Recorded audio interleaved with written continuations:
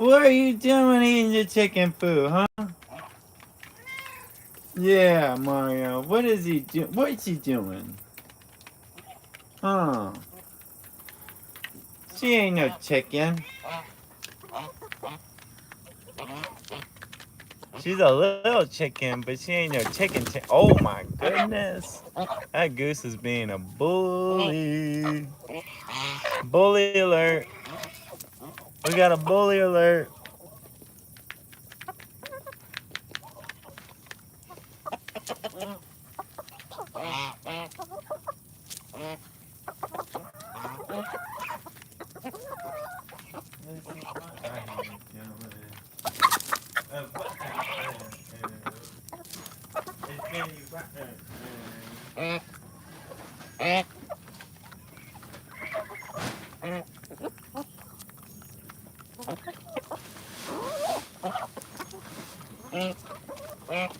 No. No. Uh-oh.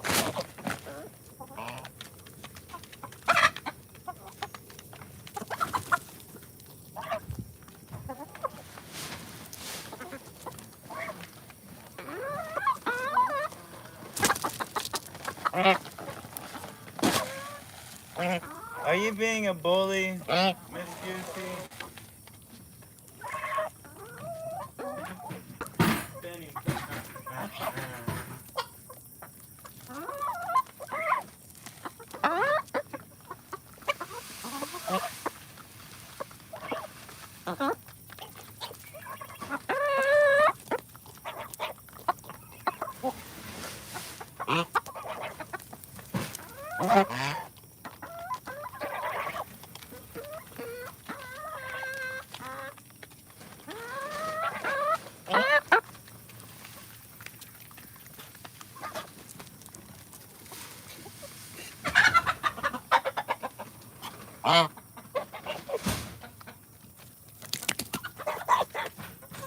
No, get back.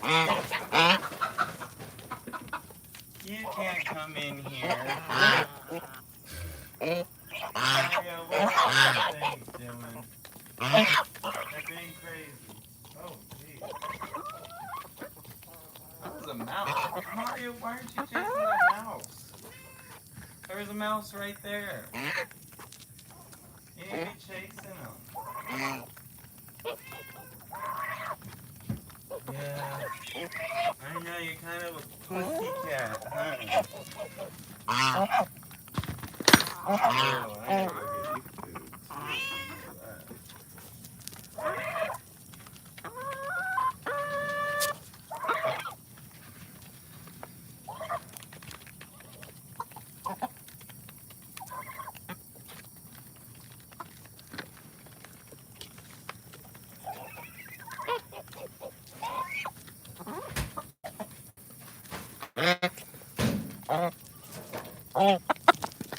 It's Benny. What? Benny.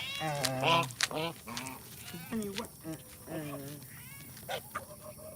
Whoa! Yeah. Come here. I gotta go get some things so I can put my food in there.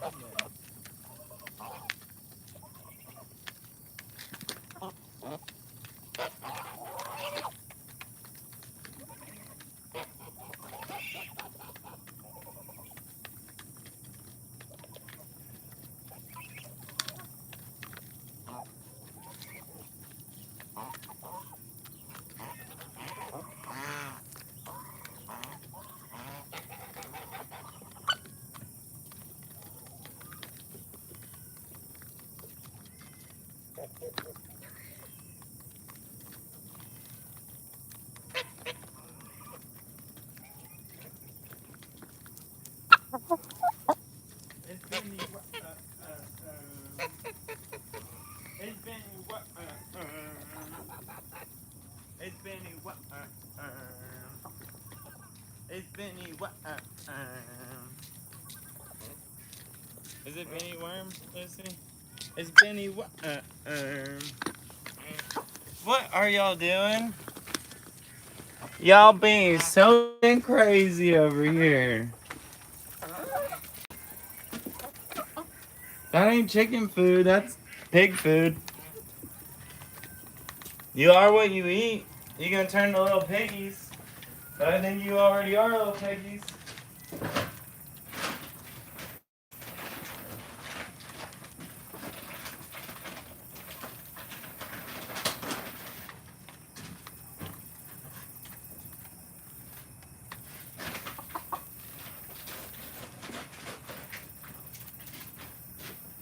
Mario, are you making an appearance for the live? Huh? Are you making a quick little appearance?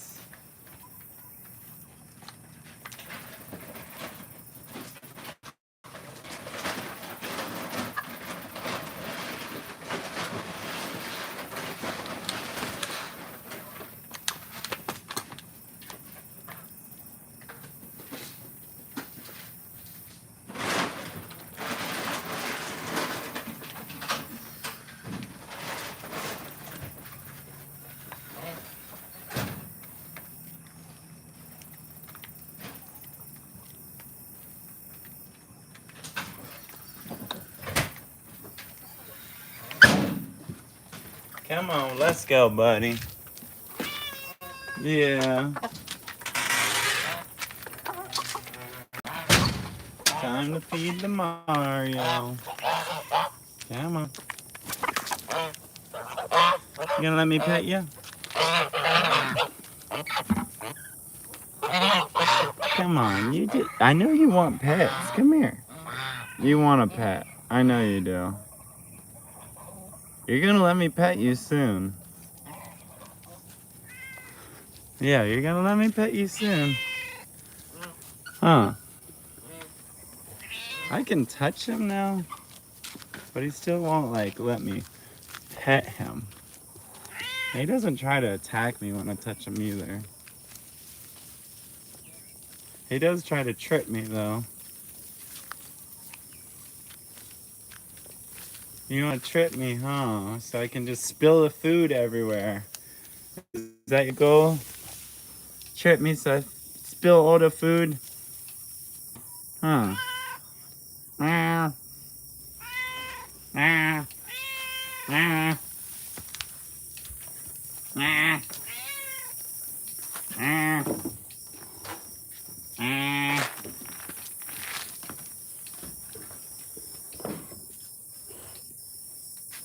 It's Benny. What? It's Benny. What? It's Benny. What?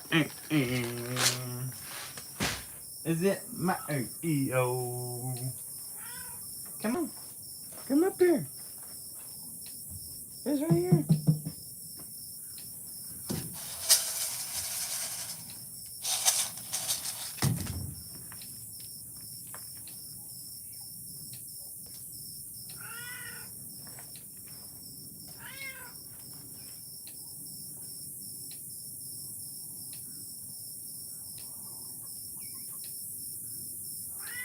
What?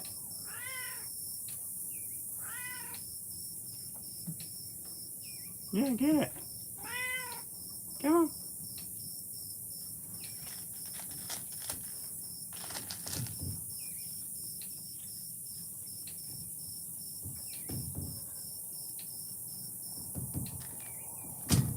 It's okay, buddy. It's okay.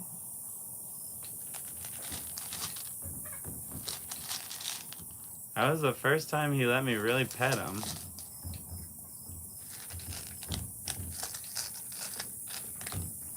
He did good, so we'll let him dine in peace today. Gotta get this dang pig feed out there, I guess.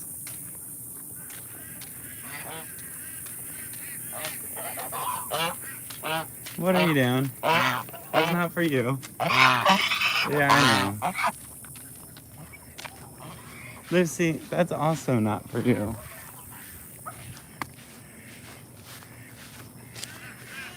Animals love to eat food that's not theirs. It's crazy. What are y'all doing?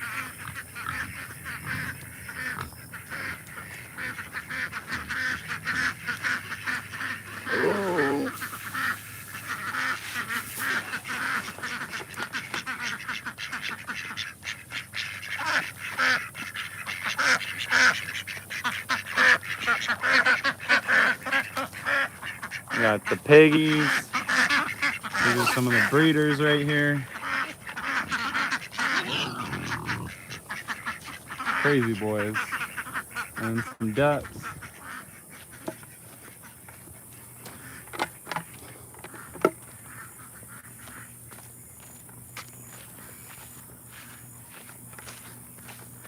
All yesterday I was editing some farm videos, and it really made me appreciate working out. Let's get off of there. Working outside compared to being inside all day long, because it literally is taking me hours to learn how to do editing stuff. DaVinci Resolve 20, and it's really good program and everything, but there is a lot to learn, and it is like very, very time consuming. So hopefully once I get to be a whiz at that stuff, that will be popping out some long format videos on YouTube more often, so it's gonna be more like cinematic rather than these just raw uncut live videos. I like these live videos just because it gets me used to talking on with y'all and all that, and kind of just going over some stuff, and it's nice. It's nice practice for long formats and just getting used to behind the camera. But the editing is my least favorite part of that kind of stuff. But there's nothing that like really interests me unless I want to pay like $300 or plus. So maybe down the road when I have a little bit more money, I'll utilize that. But currently I got time and no money, so I'm just gonna edit my own videos right now. But yeah, it's been super difficult trying to learn all that.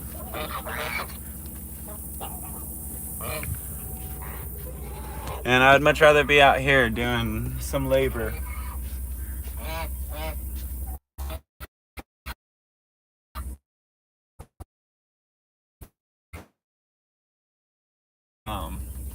Chores or anything around the farm midday, because we get triple digits around like 11 or 12.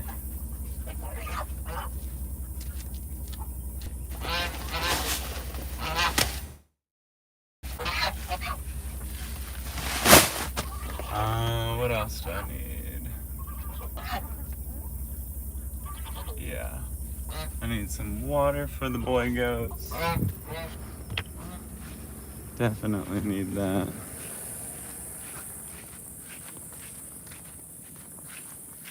Definitely.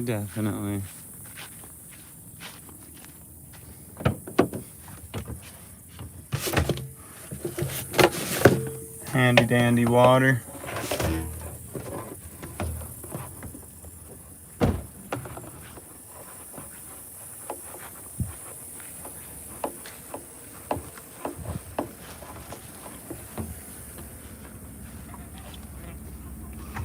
Okay.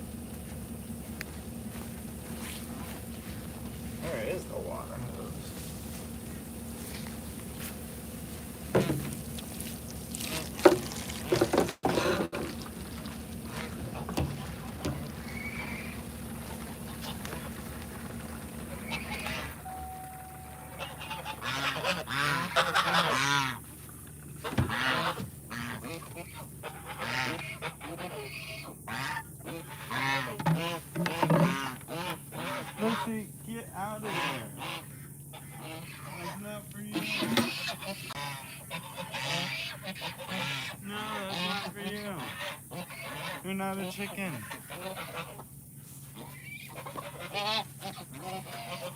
I mean, you're a little chicken.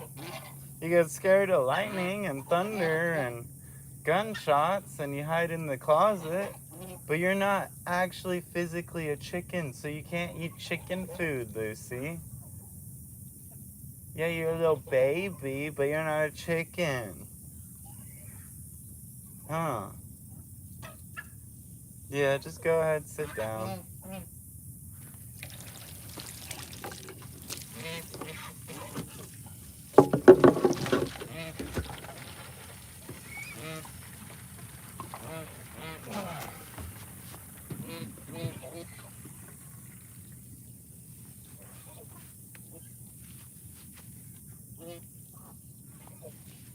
Oh, Lucy.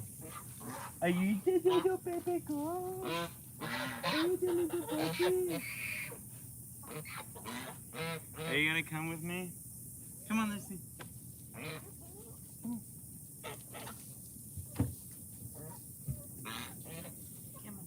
Oh, get up there.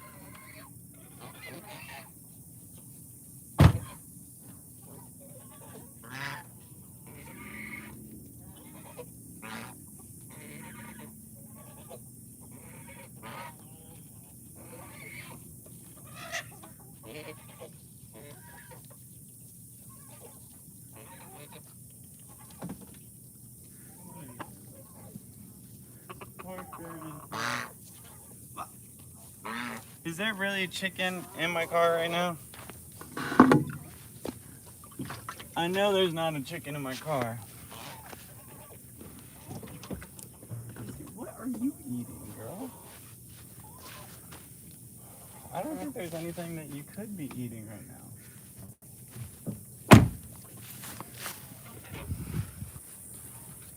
What did you find to eat? What? What are you eating?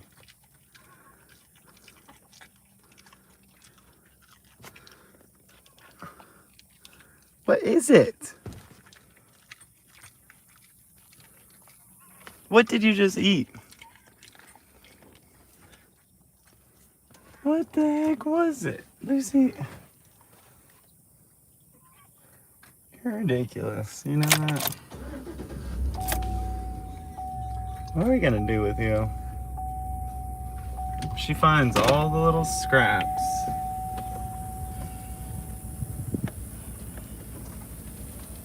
Oh. I had a chicken in the car still. I was wondering what all that noise was. Just a chicken in the car. I had the back gate open, forgot about that.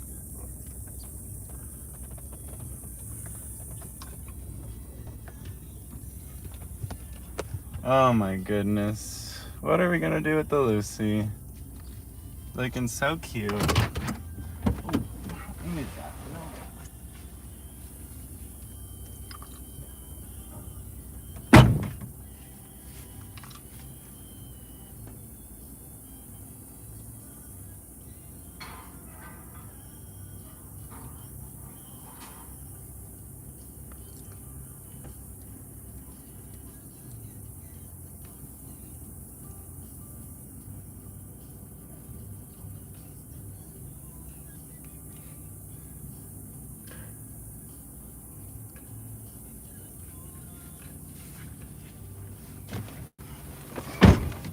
Ooey, ooey, ooey.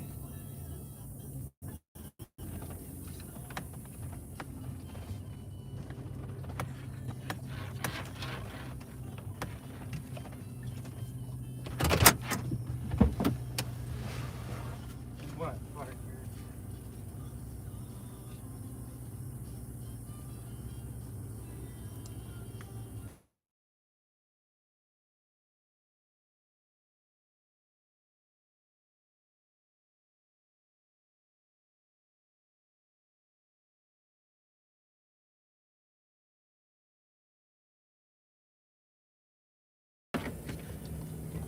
Because Amy's out there in the pasture right now, taking care of the chickens, goats, and the sheep. She's moving that structure. See that big white thing? I don't know if y'all can notice it moving, but she's in there and she's actually moving that thing. She moves it probably every 2 or 3 days, but the reason she moves it is goats, they sleep in that at night, and it'll get real poopy in there because they're just in there for long hours of the day or night. And so we move that so that they're not just sleeping on top of their poop. It just keeps everything clean. And when you're rotating animals, that's the goal, like rotate them onto clean grass and a clean area to rest like every day, because that's huge. Otherwise, they're just going to be resting on all sorts of crap, literal crap, and they can just get sick from it and everything. So we really like to move those structures, keep everything clean and good. I got my little sidekick right here, Lucy. Huh. You gonna look out the window? Not today. But yeah. Just driving real slow to the back of the property. Go feed these pigs. Go check on them. Oh, Lucy.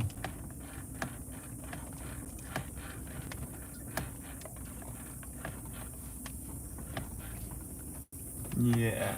Lucy loves her car rides. She thinks we're gonna fix and feed to get some treats, huh? You think we're gonna go get some treats, girl?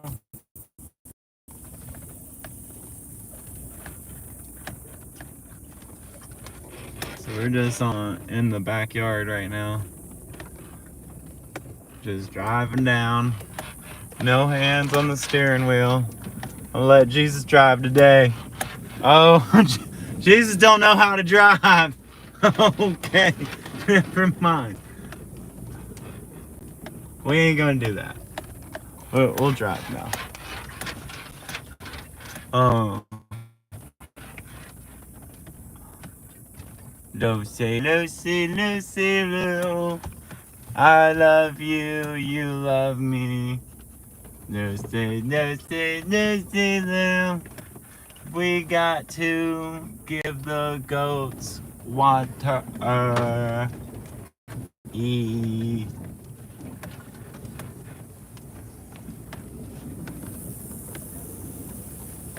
Chivos. Chivos. Meh. Meh. Meh. Do I sound like a goat at all? Meh. Meh. Meh.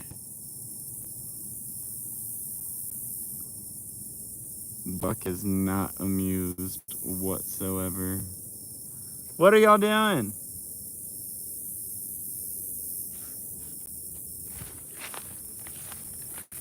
This guy's crazy back here. He's absolutely insane.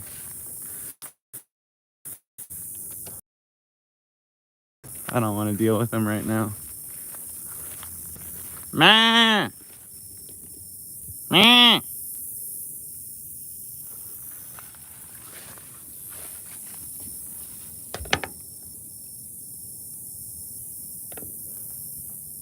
So this is gonna be our boy goats. They're back here cleaning all this brush over here.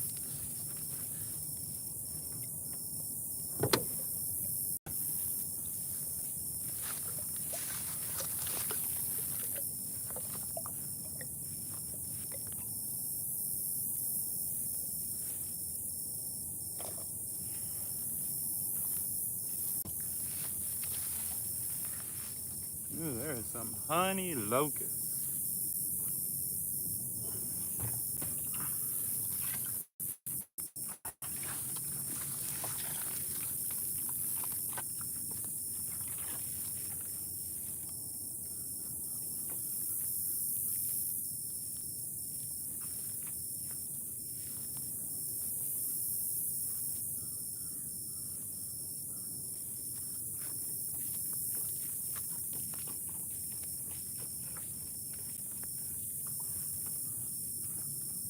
Y'all better be eating this honey locust over here.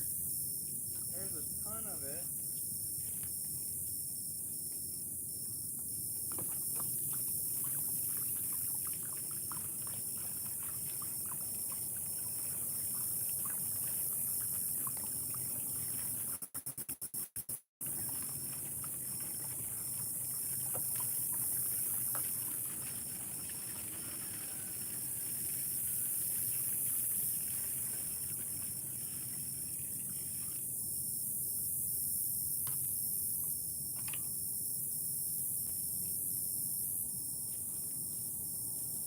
What are you doing?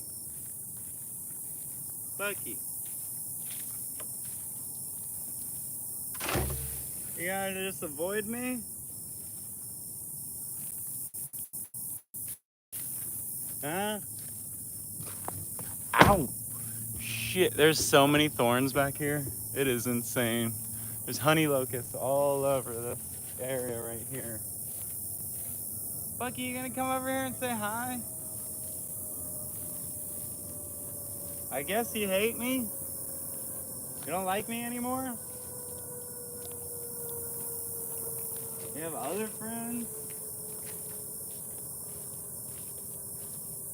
I don't think he likes me anymore. What did I do?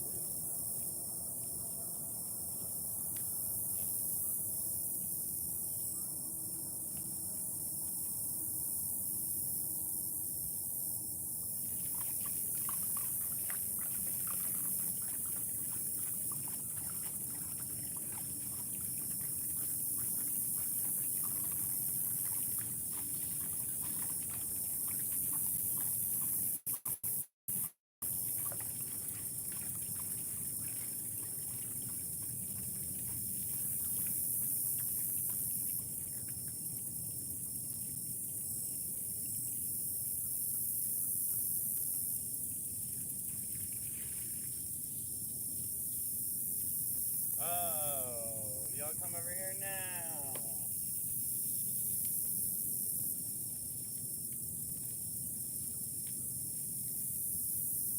Yeah?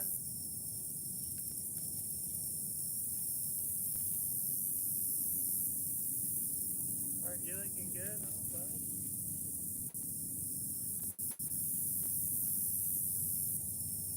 Look at you.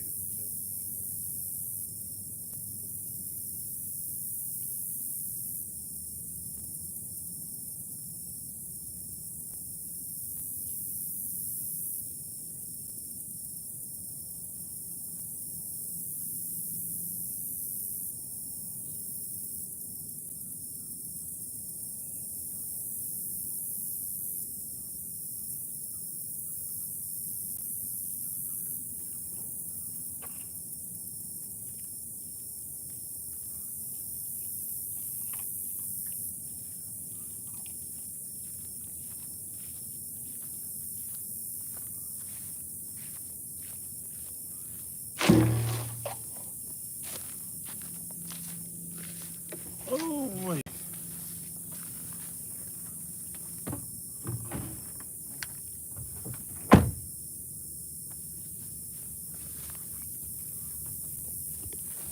Lucy. She just likes to sit in the car. We'll go say hi to him real quick so y'all can get introduced. Oh, that's a good Bart. He's eating those honey locust seeds. They eat that. That's really good.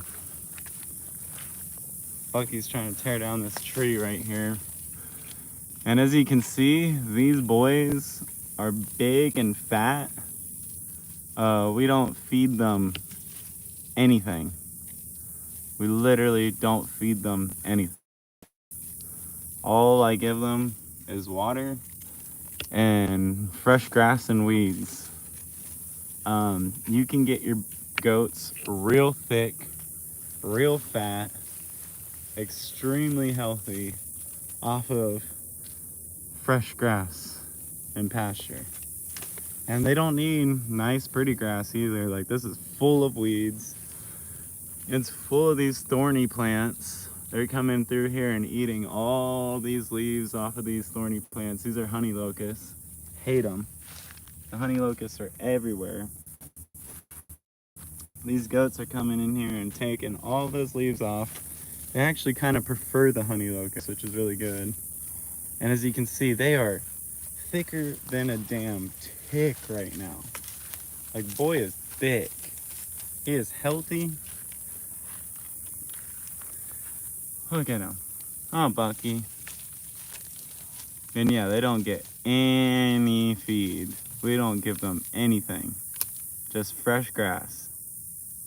Greg Judy, someone who I follow a lot on YouTube and stuff. If you guys don't know who he is, highly recommend his YouTube channel and stuff. I've learned so much through them. Greg Judy, what he always says is a hungry goat is a happy goat.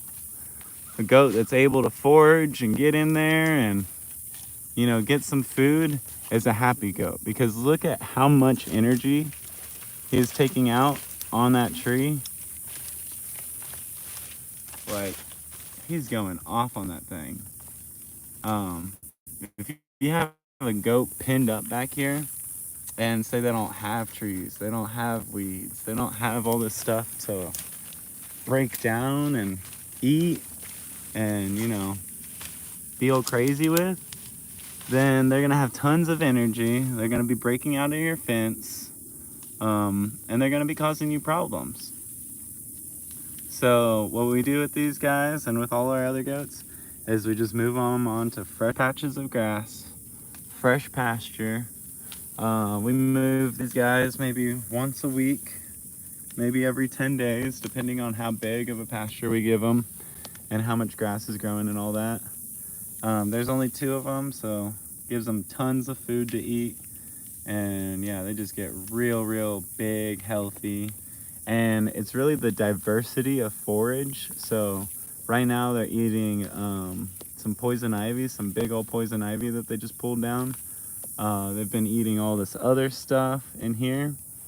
And really just that diversity of different forage, diversity of different foods makes them real healthy.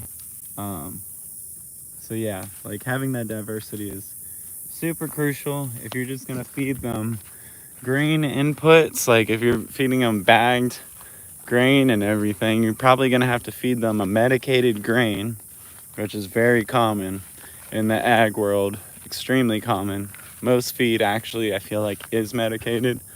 And you're probably gonna have to feed them a medicated grain just because they don't get that natural forage there. Yeah. And so when they don't get that natural forage, you have to doctor them. You got to worm them. You got to do this. And like, really, if you work with how God intended nature to be, you don't have to do so many of those implements and everything. Like, God wants these animals to be able to move around and forage on different blades of grass and different blades of weeds. That's what they were created to do. Ruminant animals like goats, sheeps, and cows, I feel like this is kind of a deep conversation, but those animals, ruminant animals, I feel like were made specifically to give protein to us humans and other animals, because they have 4 stomachs. They're ruminant animals. They're the only animals that can eat that grass and then get protein from it. And how they do it is they eat that grass and they regurgitate that grass into one of their other chambers of their stomachs. And then bacteria will actually grow on that. And then they eat the bacteria essentially and get the protein from the bacteria. It's a little more in depth than that, but that's like a rough overview of what it is. And that to me is just, you know, like what other animal can transfer essentially sunlight and water into the best and cleanest protein on the planet. Like beef is wonderful, sheep, goats, all that wonderful meat, and it can all just be made with literally no implements. Just you're moving your animals onto different pasture. You're not adding anything to it. You're just giving them forage and diversity, and they can thrive off of that if you intentionally move them in the right way. Um, so yeah, these animals are monogastrics. So these only have one stomach. I have to feed them every single day, um, and it's a much different farm animal than a cow.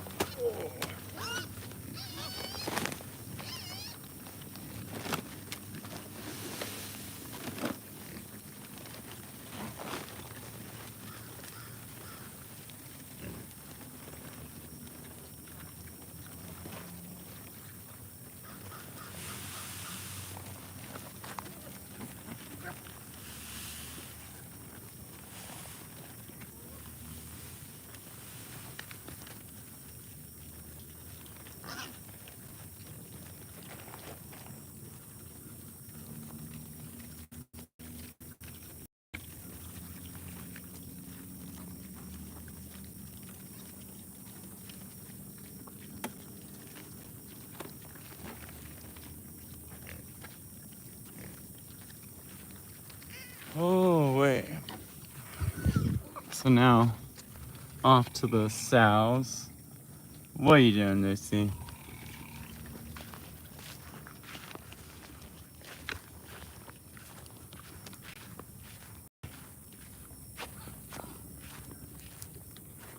Oh. So we got the big girls over here now. Big girls. Is that a big girl? Is that a big girl? I think that's a big girl right there. Huh. There's a few big girls. Oh my goodness.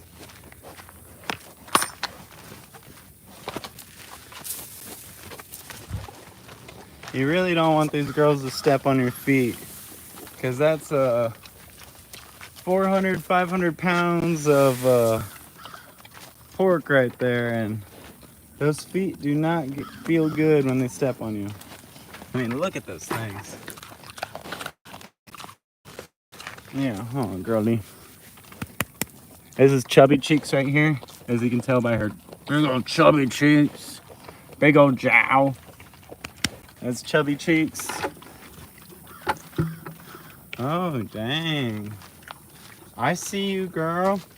So this is Luis right here. And then this is Thelma. These were our two first pigs that we ever got. We raised them since they were probably 3 months old, I want to say. And then we've had some babies out of them. And yeah, they're sweethearts. They're wonderful. We love Luis and Thelma, huh?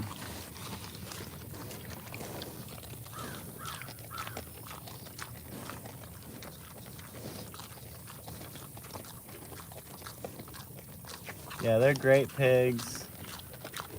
If you want super docile, easy to raise pigs, get you some old spot. Gloucester old spots. They're, I think, one of the best breeds ever. Whoa, shit.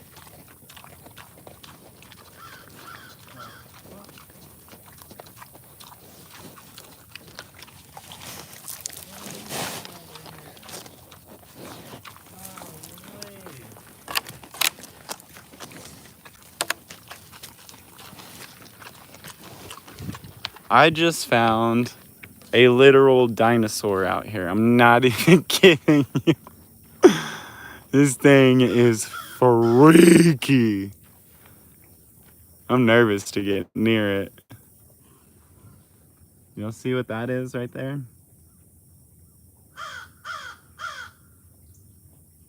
Yeah, we have some hair sheep. Definitely. And the pigs, those small pigs over there, they're a mix. I got Mangalisas, Berkshires, and Old Spots in here. And here I have two Old Spots and a Mangalisa. But check this guy out. Yep, huge snap.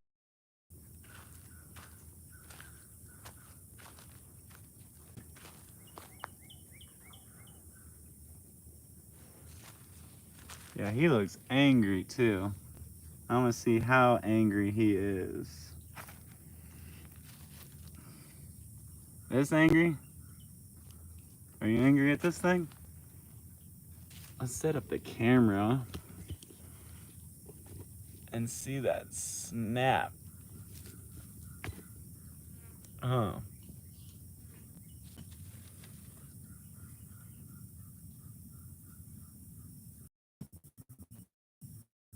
Oh, he doesn't even want to. Oh, he might be. I don't know. I won't mess with him. He don't seem like he's aggressive. Oh. Oh. Maybe he is. He don't like to be touched, does he? Oh, okay, mister. Yeah, these guys, a lot of people don't like them because they eat like ducklings and stuff like that and your fish and everything. Um, I feel kind of bad for them because, yeah, we've accidentally killed a couple. And when I say accidentally, I truly mean accidentally killed a couple. They've gotten stuck in our electric fencing before. And yeah, we've come down our electric fencing before, and just for some reason a turtle got caught up in it and basically just electrocuted to death. So I feel bad for these guys because I think we've killed like two of them on accident. Um, and they haven't caused us any problems. They're pretty crazy to look at. Like, look at that guy. Do y'all remember Turtle Man? Um, yeah, no. A lot of people do eat these too. We almost ate one time, uh, but the cleaning process on them is super, super crazy. Because you got to get that meat or that skin off of the meat. And what people do is they'll wrap a hose, and then they'll like cut the head off, wrap a hose on it, and then with that hose water running in there, with all that pressure building up, it'll actually separate the skin and the meat easily. But I don't know. It's a lot of work for a little bit of meat, and then also it's like, do I really want to eat that thing? That thing looks nasty. but I heard it's really good. Uh, but yeah, they are interesting little critters. This is one of the bigger ones. It looks like it just got out of the mud not too long ago. I'm sure the pigs are messing with it too. So it's probably all tired from the pigs messing with it. It's probably why it didn't even snap. But yeah, I miss the Turtle Man. The Turtle Man was awesome. Eek!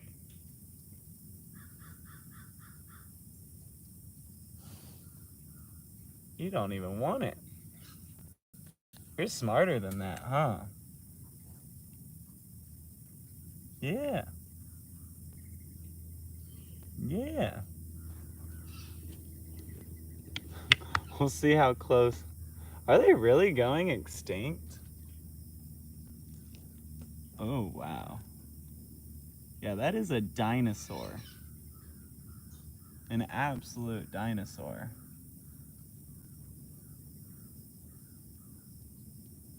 Huh. Oh, jeez. Oh, jeez. You don't like it when the camera gets that close, huh?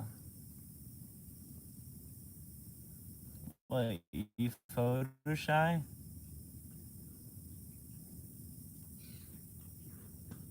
Alright, I'll leave you alone, bud. He looks like a freaking cartoon. Look at that face.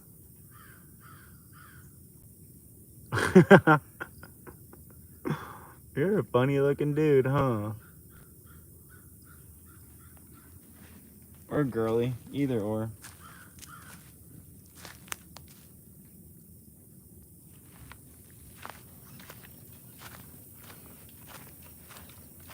But yeah, we got Kehadin hair sheep. Uh, and yeah, we're picking up a ram within the week or so. Um, and then come fall, we're gonna breed our sheep. And then come spring, hopefully we got a ton of babies. And then just build out our sheep herd from there. Because I'm really mad at myself when we first got the farm that we didn't buy more sheep. Because I feel like when we first got here, sheep were only like maybe 200, 250. Now on average, I'm seeing them like 450, 400. So yeah, I wish we got more sheep when we first moved here and less goats. Because you can't sell goats. Like, they are hard. At least in my experience with them. Like on Facebook market groups and Craigslist and all that. It's been extremely difficult to sell goats. Unless I'm selling them for like, if I sell them below $100, people are all over it. But like below $100 is like, I don't know, kind of a waste of your time and money for a goat. But that's just my opinion. I mean, yeah, I guess it depends on how old they are and everything like that. But we're in the process of really growing out our herd because we got a ton of weeds. We got a lot of pasture that needs a lot of work. So we're growing out that goat herd so we can put them on the stuff and they can easily just tear it up and get rid of it. And then that way, actual grass is able to grow better for the cows. Because, I mean, our whole goal here is really to get this real nice for the cows. And we get a lot more cows on the property and everything like that. And so we can use the goats and the sheep and the pigs to help with all that. We're using animals as stewards. Dang, they used to get that big back in the day. Yeah, people do kill them for no reason, for sure. It's kind of stupid. Just my opinion, though. But people do a lot of stupid stuff. So here's my water pump for the pigs. I got a solar panel over there too. And then I got this water trough on an automatic float valve. And then this is a pig water trough. So there's actually a place where they can drink water at the front right there. Pigs are running down now, so I'm gonna get some water out of here.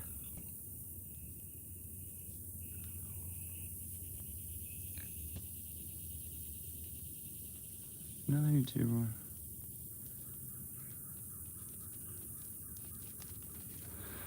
Yeah, my buddy over in Whitewright, I think it's Chickenfield Farms. I think that's his farm. He has some great white ewes, and he's had a ton of luck with those. He's been growing out his herd for a couple years now, and he wasn't like really trying to grow it out or anything, but they kind of populate pretty quickly. So he grew out his herd pretty quick, and now he has like some really high quality lamb meat for sale. And we tried some not too long ago, and it was so good.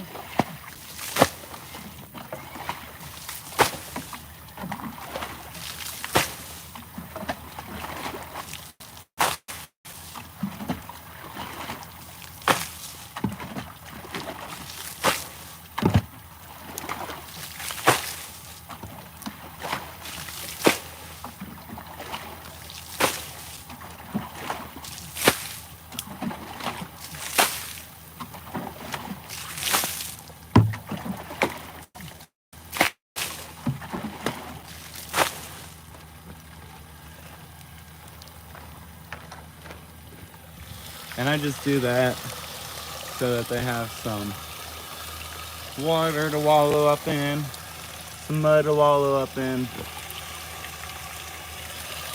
Yeah, and then I gotta clean this trough probably tomorrow. I don't know what it is, but I just cleaned out this trough. And the water that's pumping in there isn't dirty. You can see that's clean water. But it keeps coming up real brown in here. I think I need to just soak all out of all that crud. And hopefully I won't do that again. But yeah, we got the hog hole right here. I like to wallow up in there.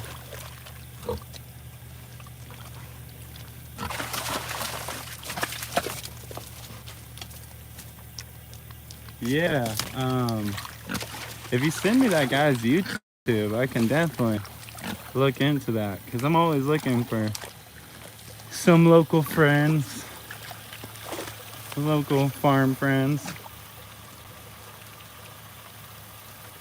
especially in Oklahoma. That's not too far from us. Pigs are gonna come down, drink some water, hang out over here now. I gotta go back home, do some video editing, get some long format videos for YouTube out. And yeah, we're gonna make some money with this YouTube, because hopefully we can start getting profit off of YouTube. Being just a farmer and like being a first generational farmer. First generational meaning I'm the first one in my family to start a farm. There was no one before me to have a farm or animals or anything like that. It's been me, my wife, and my dad. My dad's helped a lot in this farm. And me, my wife, and my dad, we started this farm. Started in 2023. And just building out everything. Getting the infrastructure. Getting the animals. Doing your perimeter fencing. All that kind of jazz. All the hard work, everything. making sure the animals stay in your fence, um, making sure they don't escape, and just getting in tune with like the whole farm life and stuff. There's a lot and a lot and a lot of work that goes into that, and we've probably been doing that close now for 2 years, just maintaining, building up the farm, doing the fences, rotating, and really getting to know these animals on a personal level.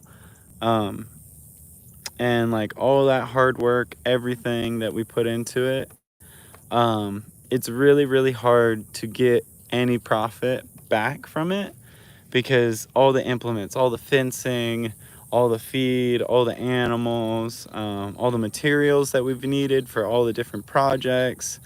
Me and Amy last year alone spent together, just me and Amy, that's not with my dad contributing either, just me and Amy alone spent, I want to say, like roughly $80,000. It was like 70 something thousand. And granted, we don't have money. Like, we have no money. Like, we're working paycheck to paycheck just to supplement this farm. We are extremely lucky in the fact that my dad owns this property. Um, and we can just rent it directly from him at a very affordable price comparatively for what we're getting. Um, so if we didn't have that opportunity, like having family owned land, we probably wouldn't be here, that's for sure. And then like, yeah, me and Amy work paycheck to paycheck. So I mean, maybe not everyone can do that because if you're having to pay for a mortgage on top of that and stuff, I don't even, yeah, I couldn't even do it. Um, so we're extremely lucky where we are, first generational farmers. Um, we're really doing this to show other people that everyone can do this. It's just all about, you know, setting a goal for yourself and really going out there and doing it. Um, I mean, I was a surfer in California, didn't know anything about farming. I'm born and raised in Dallas, Texas, just a city boy. Moved out to California and just started surfing and hanging out there. Lived out there for 10 years. But one thing that California made me really appreciate, which was really awesome, was buying local food. And like the one thing that California is really, really good about is supporting their local markets. So like, you know, everyone can shit on California.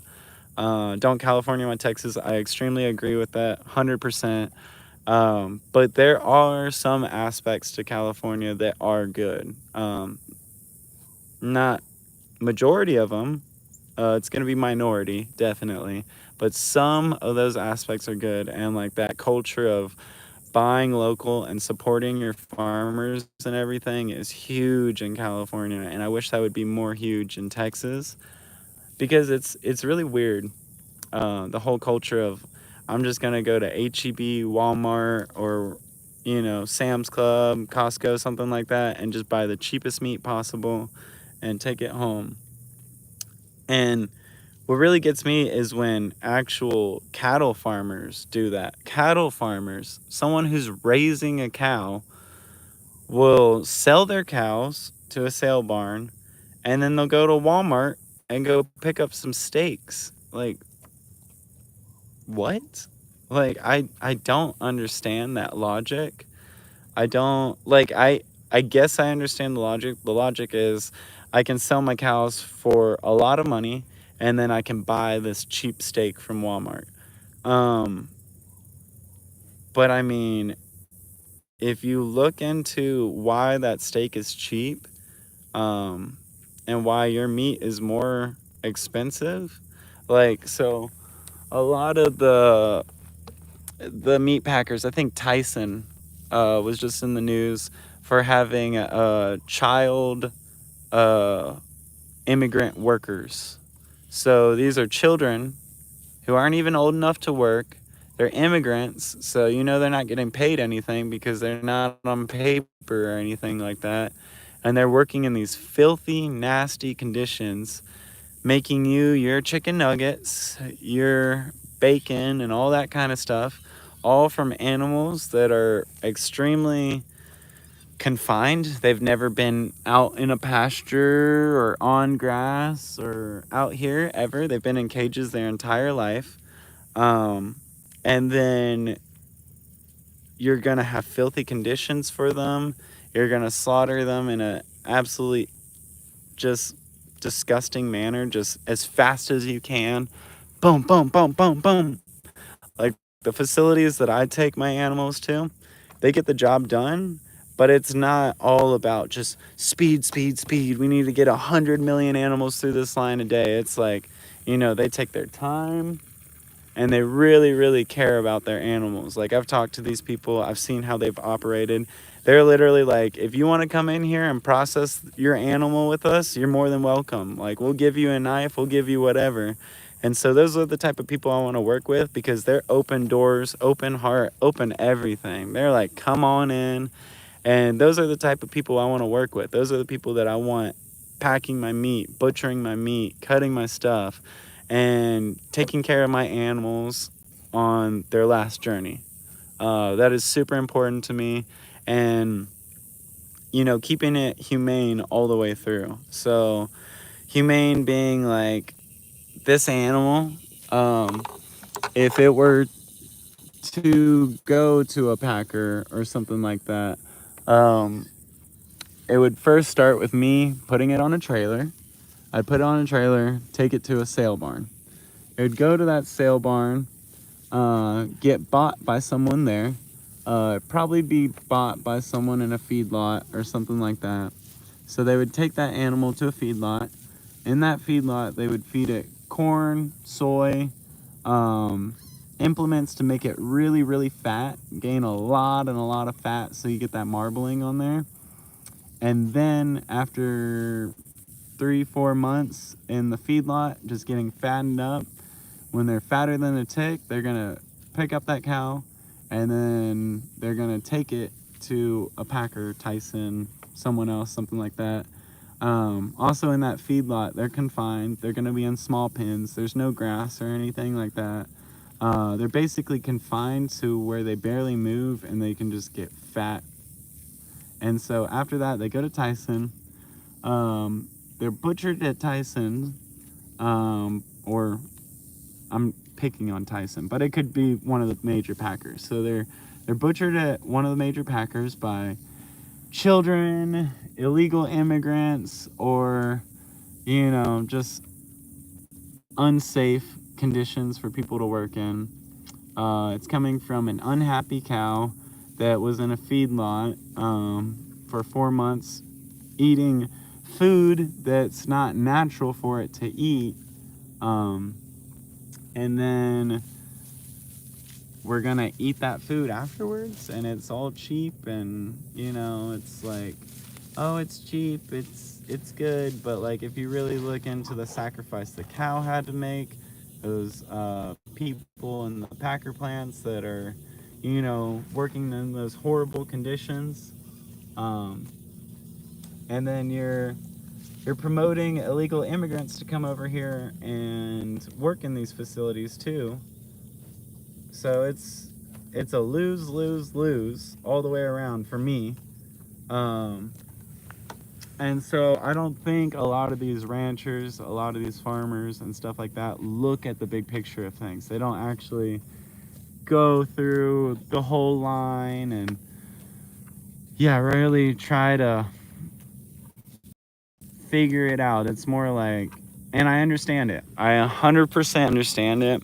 It's our bottom dollar. We got to make money. Like I was saying earlier in this video, I'm extremely lucky to be in the situation I'm in.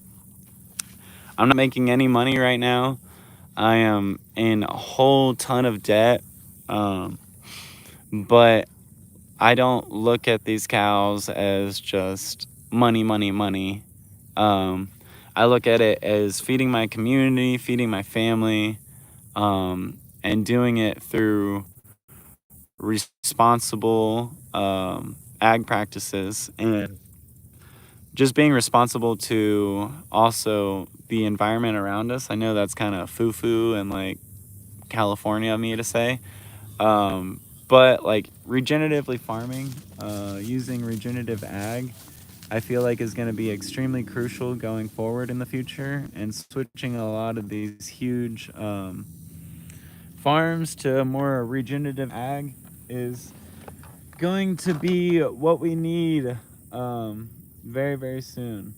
Um, just because regenerative ag is like someone was explaining me this the other day. It's we're not doing sustainable farms. Like we're not trying to sustain something that's dying. Sustainability is not the goal anymore. It's to regenerate.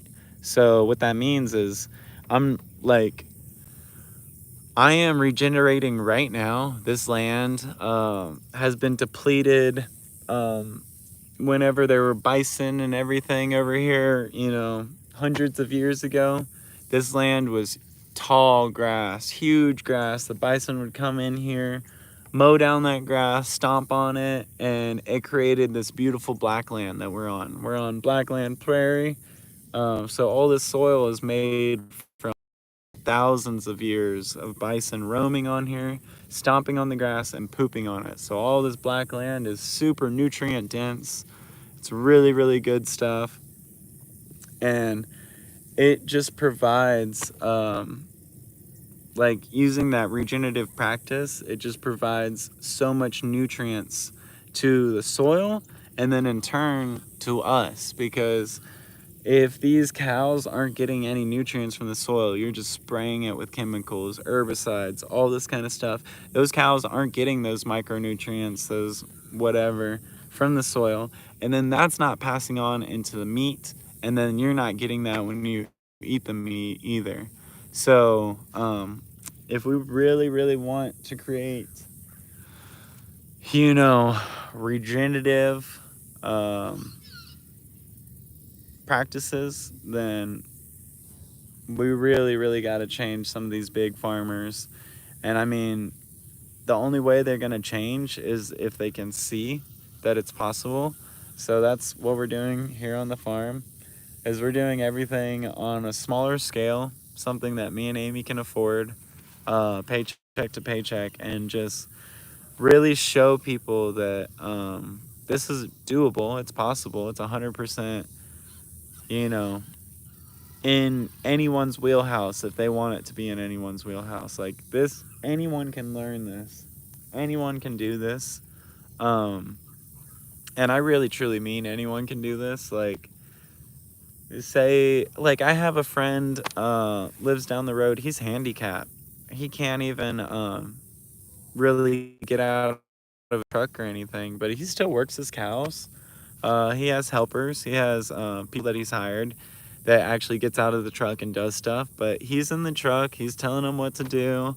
And he's boss. He's has a ton of hundreds of cows all over here. And yeah, so anyone can do it. It's really, really hard. When I say anyone can do it, I mean it's not like you're gonna wake up and it's just right in front of you. But like if you intentionally want to work on something like this, anyone can do it. And yeah, it's not easy. It's extremely hard. We're still trying to figure out how we're gonna make money doing it. But I know this is something that God has fully intended for us to do through, my prayers and really just being out here. I've had a lot of time to think about this and everything that's kind of laid out into my life and kind of how it's gone has set me up for this. And I think everything has been for a reason. So all my, pitfalls, all my downfalls, all that through the years and everything that I've had to experience growing up has all been to get me ready and prepare me for this. So I'm super grateful for that. I've completely devoted my life to these animals and to these practices. Um, and yeah, not too many people can say that, but this is what I want to do for the rest of life. and I think the animals deserve it. It's not just the way of life I want to live. It's the animals too. I've always really cared about animals, and I can't, like, if I'm gonna eat bacon, I'm gonna eat chicken. I can't support factory farm stuff anymore. It actually hurts me. Um, and I know that's so weird. Like like I'm taking an animal to go get slaughtered. Like that is extremely hard for me. Yeah, it hurts me every time. But to think about like the thousands of animals that are actually like suffering, like in feedlots, kill pens, and like all that kind of stuff, like you see some of those pig farms and they make me so sad. Like they're awful. Like I hate commercial pig farming. I hate it. I think it is. And commercial chicken farming. I hate them both. Like that is the reason La Habana Farms is so adamant about producing pasture raised chicken and pork, because if you look at these facilities, these commercial facilities that people have, and like you just look at the standard practices and everything, they are god awful. They're so bad. Like it's disheartening to like see something like that and to think that, you know, humans can just say, oh yeah, that's normal, you know, that's how we make our money, blah blah blah blah. Like it's horrible. So yeah, I truly have devoted my whole life to these animals and to this land and working them in a regenerative manner. I might seem crazy to some people. I might seem foo-foo. I might seem this, but I really don't care um, at all what you think of me. Um, and I guess that's freeing in a way. Um, but it's also like, I don't know. I don't care, but you know, I heard this quote the other day. It was, what was it? It was something about who you are as a person. Your character is not who you want to be. It's it's what your actions are.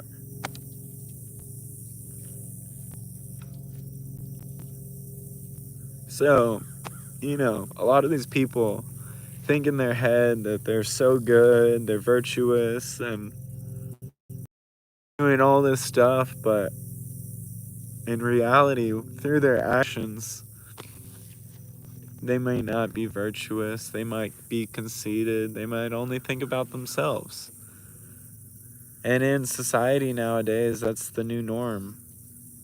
Um, it's just about me, me, me, me.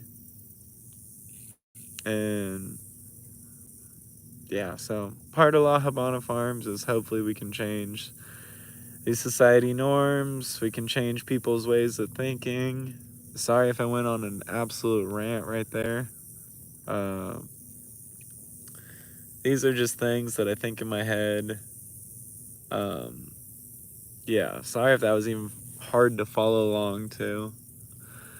Just this morning times, I don't know what it is. I guess I'm kind of a morning person. I talk a lot, and I could talk about this subject all day long, literally all day long. So I won't bore y'all anymore. Um, Pegasus A160. It was great talking to you this morning. I'm gonna look at some of that stuff you said. So Doss Farms Outdoors. Okay, I'll check that out.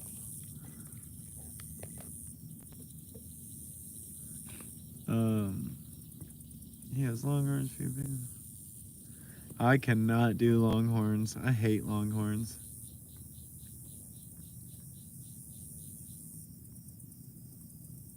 Yeah, we're definitely looking at butchering our own. over here.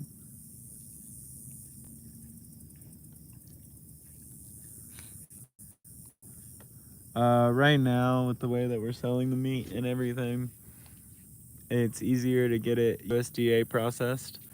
Um, because if I were to butcher the meat on the farm and sell it directly to other people, I would have to make a PMA. So PMA is a private membership agreement, and so essentially, I wouldn't be selling to the general public. I would be selling to members of my group. And so I can sell unregulated meat. I can sell raw milk. I can sell other, food products that I make in my kitchen and stuff like that, that aren't shelf stable and things like that. So yeah, that's definitely something that we're looking into. Yeah, we want to do like I don't know if I think it's on YouTube, but if you look through our shorts around April into April, um, for me and my wife's wedding, we cooked a whole hog. So I went back here. I shot one of the mean sows that we did not like, and then yeah, she was really mean. She would attack us if we like try to mess with the babies or something like that. So we had to call her, get her out of there, because you really don't want to work with animals that are aggressive and everything like that. It could hurt you, and like you're the most important tool on the farm, so you don't want to get hurt. Um, and so we got rid of her. We butchered her, and then I cooked her whole in a pit over at the front of the house, and we cooked her for 36 hours, and the meat was so freaking good. It was delicious. And it was fall off the bone. I had my friend who is a chef helping me cook it, and I slept by that pit for 36 hours. Like I would, like all night long, I would sit there and feed the flame. Maybe every hour I'd wake up hour after hour and just keep feeding the flame. And then throughout the day, just continuously feeding the flame. So about for 36 hours, I slept right next to that fire pit, literally during the day and everything, just sleeping next to it. And it was awesome experience. Loved it. It was so much fun with my friends. They came early to help with the wedding and everything like that. So it was my friend Adelmo and my friend Liam. And yeah, we had so much fun just cooking that pig and hanging out, just shooting the shit. So yeah, what I really want to do is, there's this guy in Oklahoma. He does like a meat smith class. So I want to go get taught by him how to do like prosciutto and like some of those kind of cuts on the pig and everything like that, and how to dry and cure it. And he offers these classes where you can learn how to do all that kind of stuff. Um, and I would really, really like to learn how to do that, and then possibly like offer, um, like come out to the farm and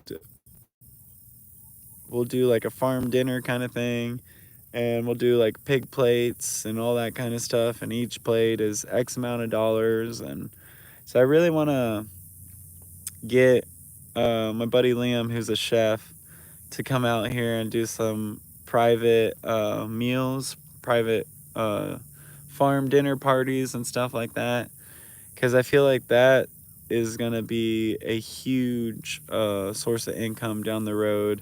I think a lot more people are going to want to get back to your roots. So get back to the farm, get back to the land, and yeah, really showcase that to people and showcase the regenerative ag to people, and that it's possible in Texas. Because when I first got here, the ag extension program officer, Cody Maxwell, love him to death. Wonderful guy. If you're ever in Fannin County you need to talk to an ag extension officer, go talk to Cody. He's the best, probably.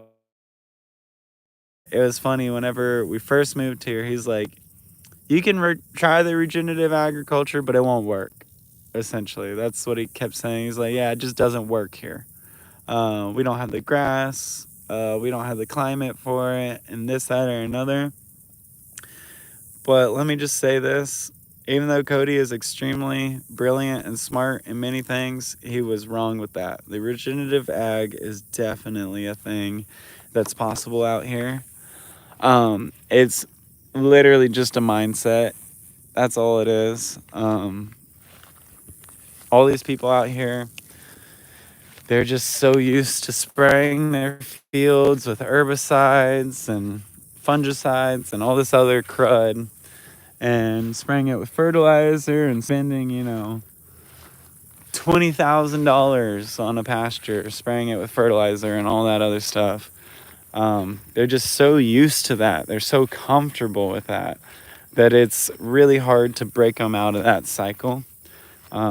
So it's not like I even blame Cody for having that kind of mentality. It's just these people are so stuck in the cycle of we have to spray, we have to fertilize, we have to hay. And like, I get it. It's the way they've been doing it forever. I'm a first generational farmer, so I get to do things that I want to do rather than listening to, like if my dad was the farmer before me, I would have to probably follow his practices and learn from him.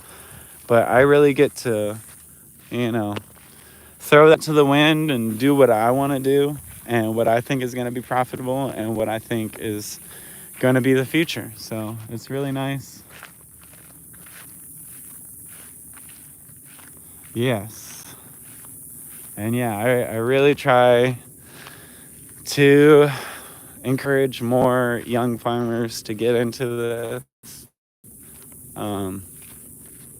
through social media. I can hopefully encourage some people, and then also through social media, it could just help the business, like market our meat, market our events, like our goat yoga events or our farm and dinner events and all that kind of stuff. So yeah, tons of work down the road, and every day we're working.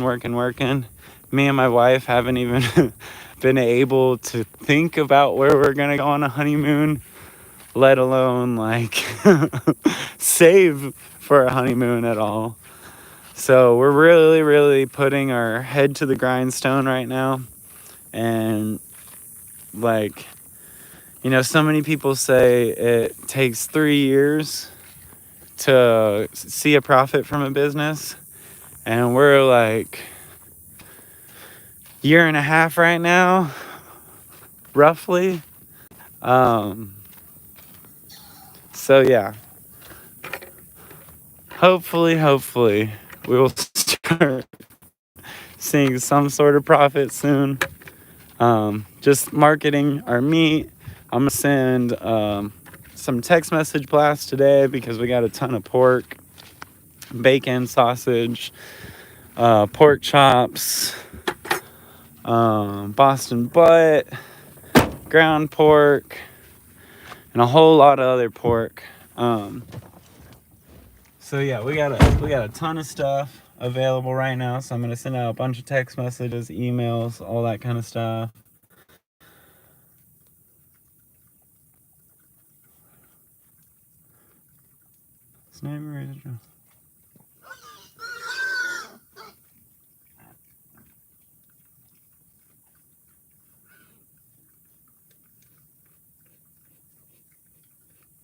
Yes, Pegasus. Yes, that is exactly what we're doing. Our big motto here at La Habana Farms is getting back to our roots. So, if you talk to my abuela, my grandma, her generation was the generation that was told to get off of the farm. The farm is dirty. Like, you don't want to be on a farm with filthy farm animals. So it's funny, like, it was her generation that got off the farm. my dad's generation that's just always been off a farm in the offices, you know, go to school, get an education, go to work kind of thing. And so it's really interesting talking to the different generations, and they all think I'm crazy and they don't understand why I'd be on the farm doing hard work and everything like that. Like I talked to my papa, and my papa was like, "Oh, you need to hire workers, and yeah, you need to do this." And I'm like, "Papa, it's a farm. I can't afford workers right now." He's like, "Yeah, you just gotta hire people to do all the hard work." And I I appreciate doing the hard work. I do like it. It makes me appreciate, you know, life. Um, and what's that quote that David Goggins always says? Do the hard things um, that you don't want to do, so everything else is easier. Like, I truly believe in that. So, yeah, getting back to our roots is huge for us. And yeah, really taking care of the animals and respecting them and using them as stewards. All right, Lucy, you want to say bye to everyone? Huh, girlie? Say bye.